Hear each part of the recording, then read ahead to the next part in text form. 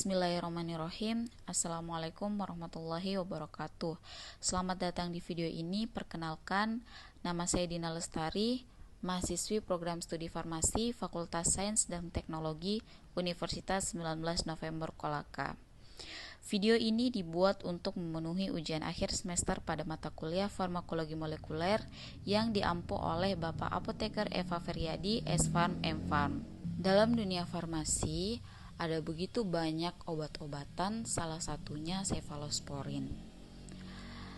Nah, dalam kesempatan kali ini saya akan menjelaskan sedikit tentang obat cefalosporin ini.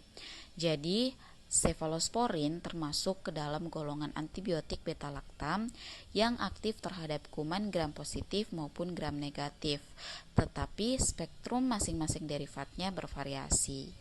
Berdasarkan generasinya, cefalosporin diklasifikasikan sebagai berikut. Yang pertama, cefalosporin generasi pertama.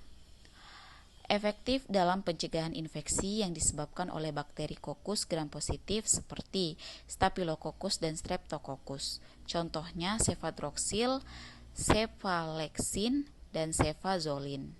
Digunakan per oral pada infeksi saluran kemih ringan dan sebagai obat pilihan kedua pada infeksi saluran nafas dan kulit yang tidak begitu parah dan bila terdapat alergi untuk penisilin. Cefalosporin generasi kedua. Efektif dalam pencegahan infeksi akibat bakteri kokus gram positif serta infeksi akibat beberapa jenis bakteri basil gram negatif. Contohnya cefuroxim, cefprozil, dan cefaclor. Digunakan parenteral pada infeksi serius yang resisten terhadap amoksisilin dan cefalosporin generasi pertama.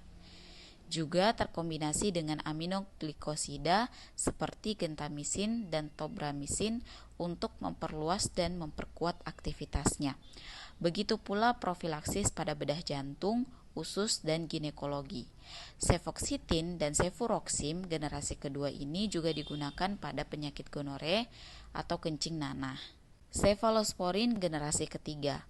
Efektif dalam pencegahan infeksi bakteri gram negatif seperti H. influenza, E. coli, K. pneumonia, dan P. mirabilis yang tidak menghasilkan enzim ESBL.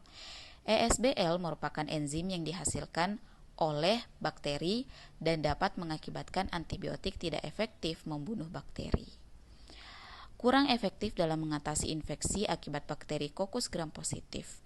Contohnya ceftriaxone, cefotaxim, cefixim, cefpodoxim, cefditoren, ceftizoxim, cefoperazone, ceftazidim, dan cefdinir. Nah, khusus untuk ceftazidim efektif untuk infeksi pseudomonas. Sering digunakan sebagai obat pilihan pertama untuk gonore, terutama bila telah timbul resistensi terhadap senyawa fluorquinon seperti ciprofloxacin.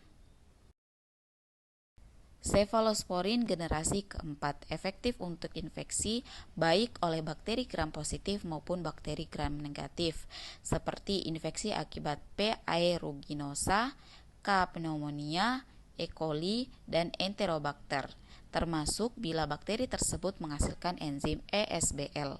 Contohnya cefepime dan cefpirom.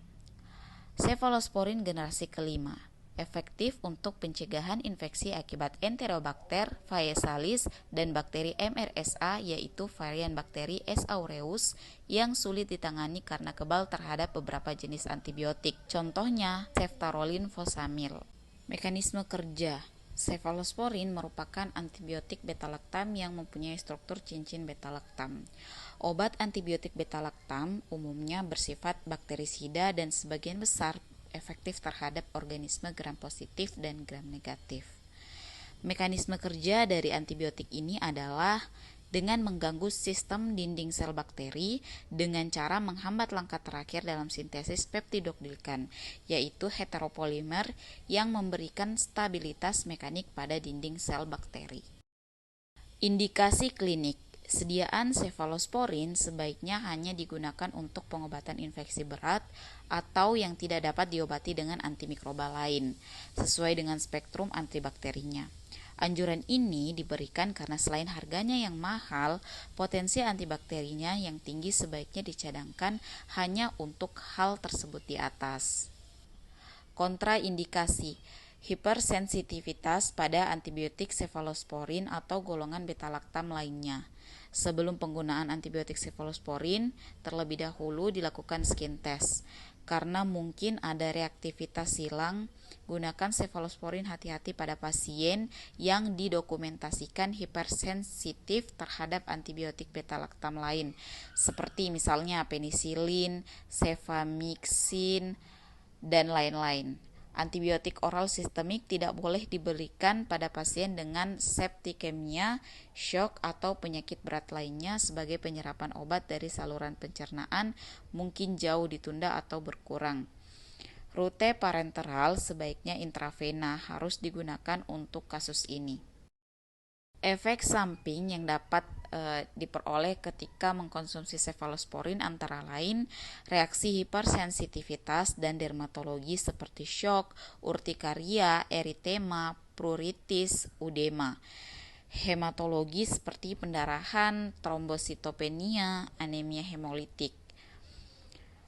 Pada saluran cerna, terutama penggunaan oral, efek samping yang dapat terjadi itu seperti kolitis atau darah dalam tinja, nyeri lambung, diare, rasa tidak enak pada lambung, anoreksia, nausea, dan konstipasi.